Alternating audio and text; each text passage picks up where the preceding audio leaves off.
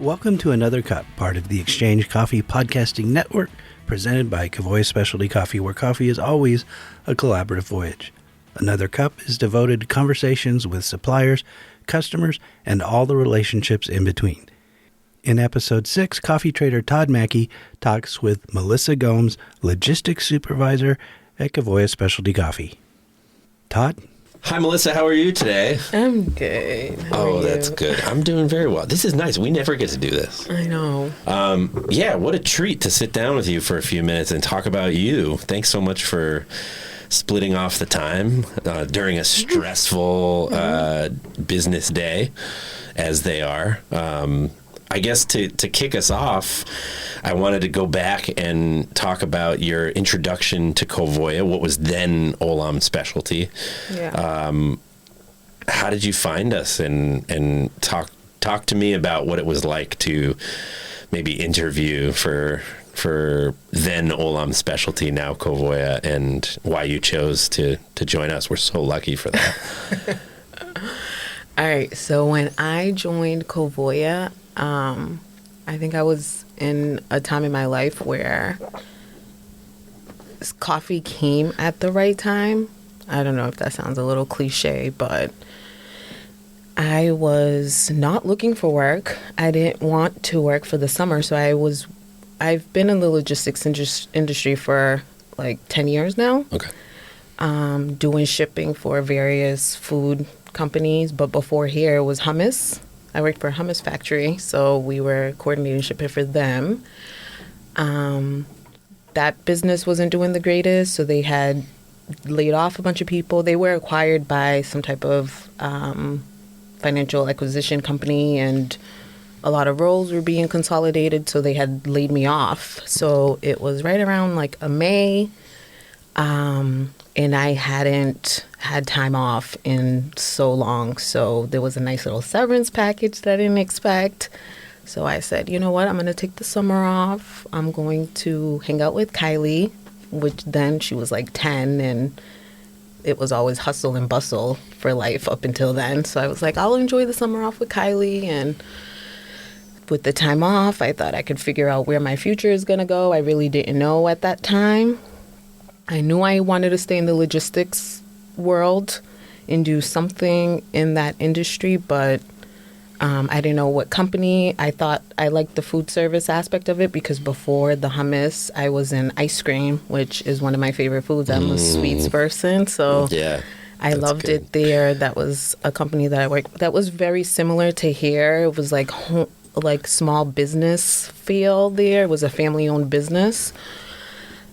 So I was there for like 5 years before I worked at the hummus place, which only lasted about a year, which was supposed to be a better business or move for me, which didn't end up panning out. But yeah, I didn't realize you were there for such a short time. Yeah, so at that point, I'm like, okay, I'm gonna. So you searched like food logistics. Is that how we came up? I can't remember how Olam came up specifically. I might have been just browsing I can't remember if a recruiter reached out or if I applied, but I just remember at that time I knew I wanted to rest for the summer. But then when the interview or the opportunity came along, I was like, okay, I'll just interview just so I can stay in the game and like not get rusty, because I didn't want to miss a good opportunity by resting too much. So I was out of work for like a month or two, and then I interviewed here.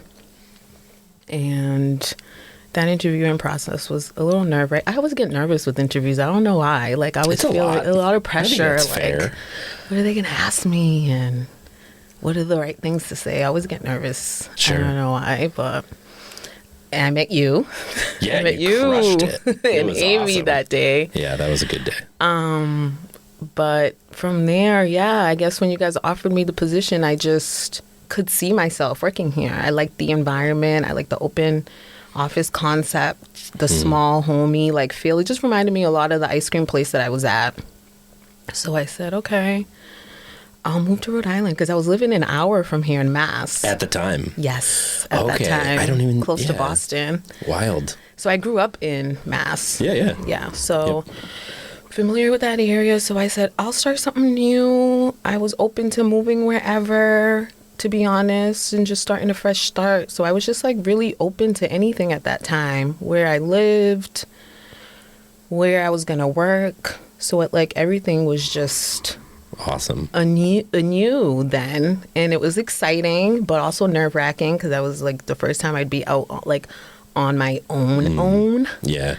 Especially with Kylie. I was like, what do I do in that? And, I was a young parent. I had her when I was 20. So, I still felt like a child up until, recently at a concert with her and all the teeny boppers. I was like, I'm old. There was, barely any parents there. And I was, chaperoning for a concert recently. It was Kylie's first concert, actually. That's awesome. Who was playing? Let me ask you this. It's a hip-hop singer, a Bryson Tiller. Okay. R&B singer. Okay, cool.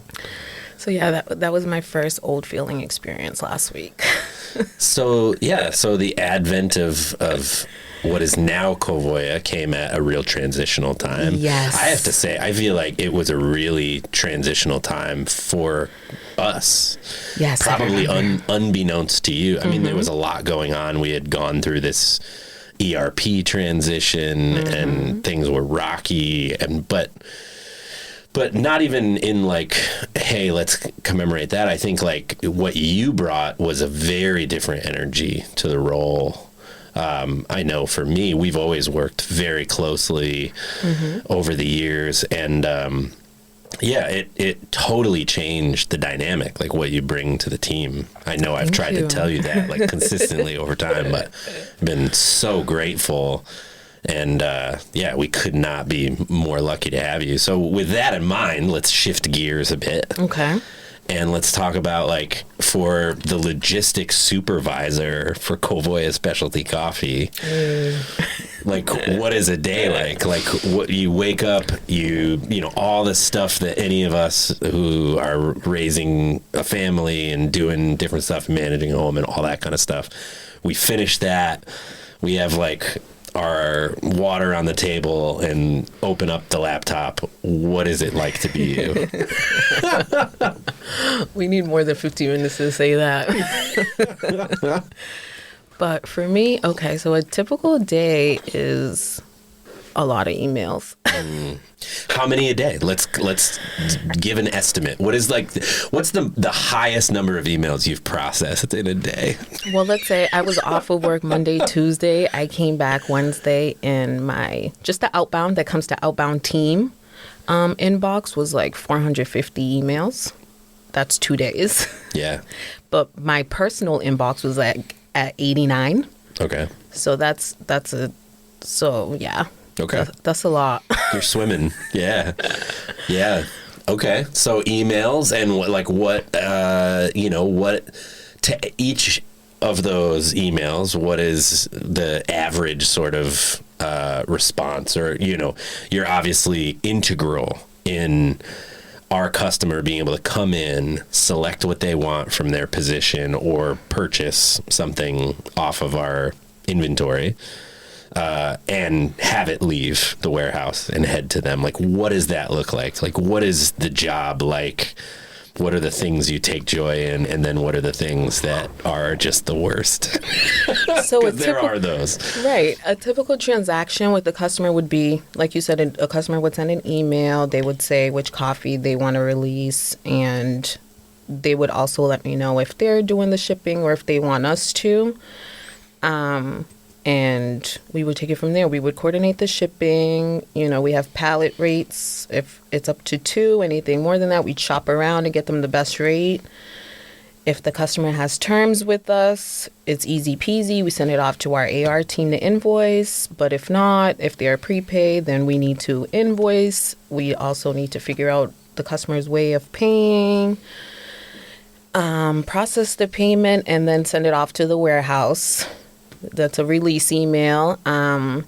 If the other day I had a customer receive 2 of the same order, which was an accident on the warehouse end. So we have to, jump in there and figure out how the warehouse is going to pick it up. Basically a double pick. Yes, okay. They did a double pick by accident. Interesting.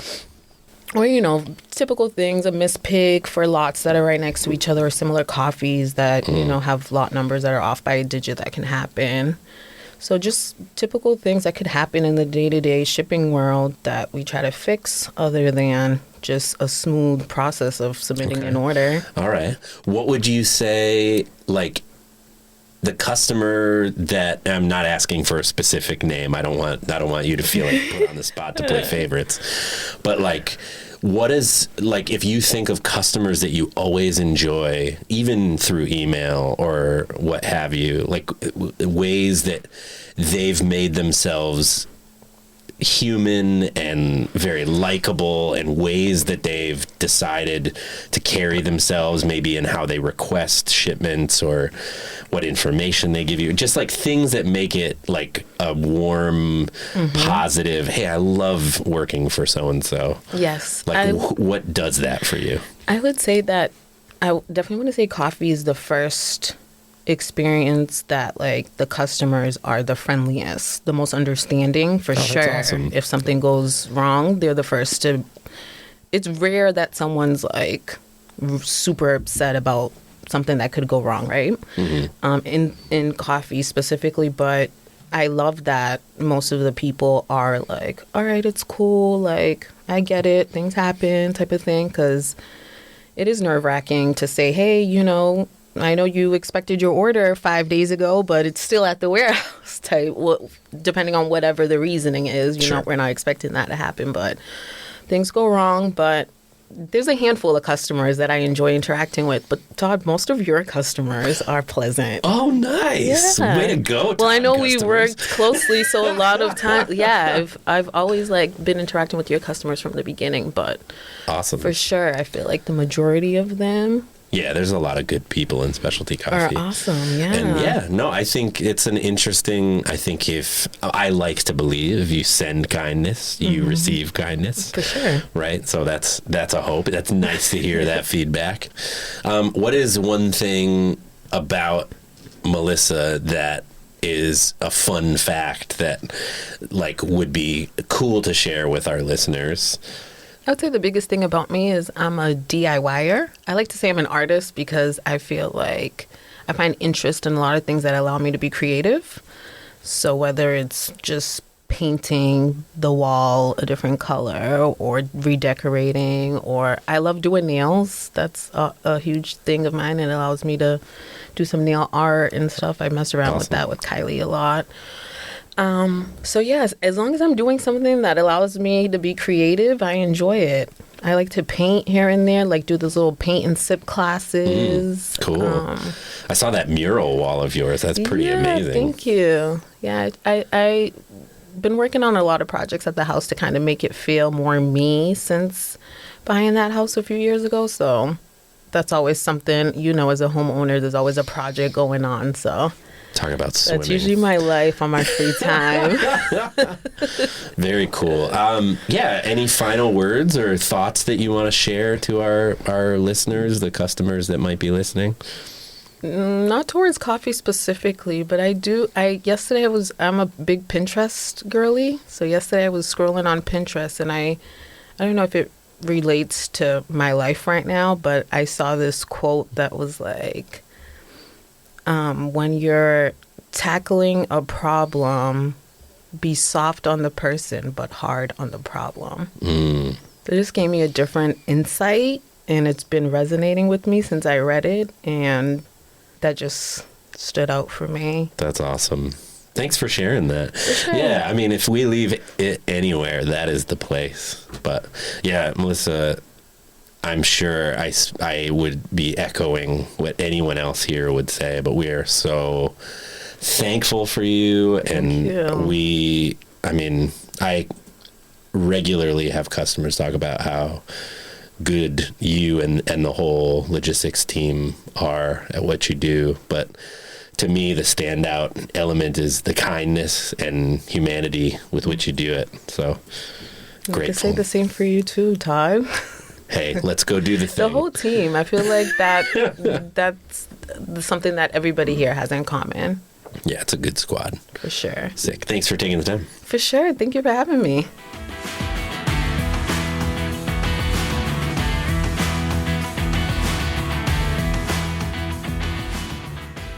You've been listening to Another Cup. part of the Exchange Coffee Podcasting Network, presented by Covoya Specialty Coffee and produced by me, Mike Ferguson. Our theme music for this episode is Road Energy by Audio Coffee. Visit audiocoffee.net. You can email me with questions, thoughts, ideas, or plans for your next DIY project at mike.ferguson@covoya.com. And as always, thank you for loving me. Thank you for being there.